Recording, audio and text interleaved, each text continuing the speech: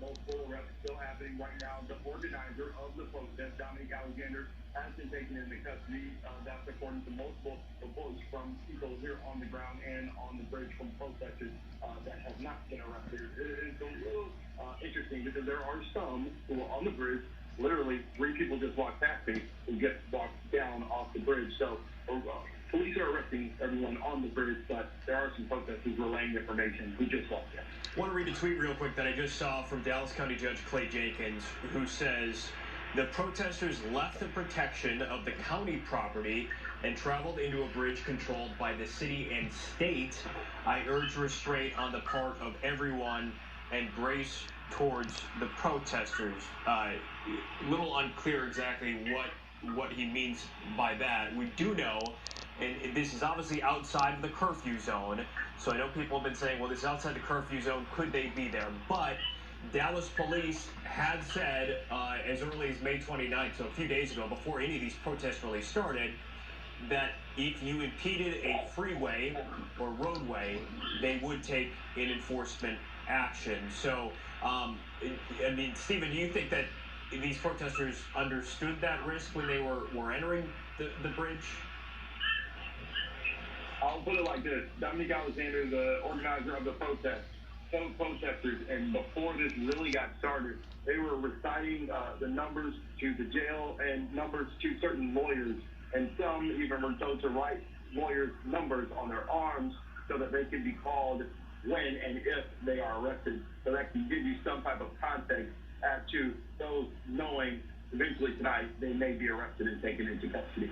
Yeah, and of course, up until now, they were staying just on the outskirts of the enforcement zone. You do see from this view one of those DART buses on the interstate, or not interstate rather, but the freeway there, that we have been seeing throughout the night, used, we assume, to load up some of the people who have been arrested.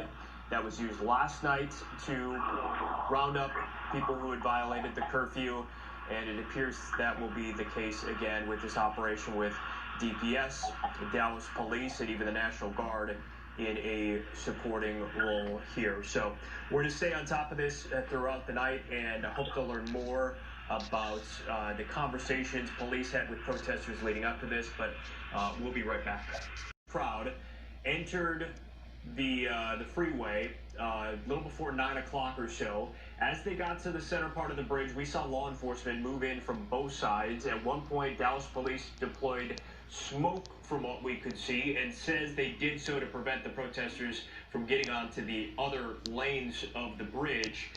And then police moved in and started making mass arrests of the crowd that was on the freeway there, the Margaret Hunt Hill Bridge. This is the same crowd that was over at the Frank Crowley Courthouse. It was just outside of the curfew zone, so they were fine to march, but once they entered the bridge, police appeared to allow them to get to the center part of the bridge and then moved in and started making those arrests. Some people have been wondering why these arrests were made, because they are outside of the curfew zone. Of course, Dallas police, as early as Friday, said that if people impeded roadways, freeways, they would take enforcement action. We do not know if they were given any sort of additional warning as they entered the bridge or not. That'll be one of the questions we have for Dallas police going forward, but of course a story that we will continue to follow. Heather? All right, yeah, exactly. So everybody stay right here. Clarice is coming up next with Fox.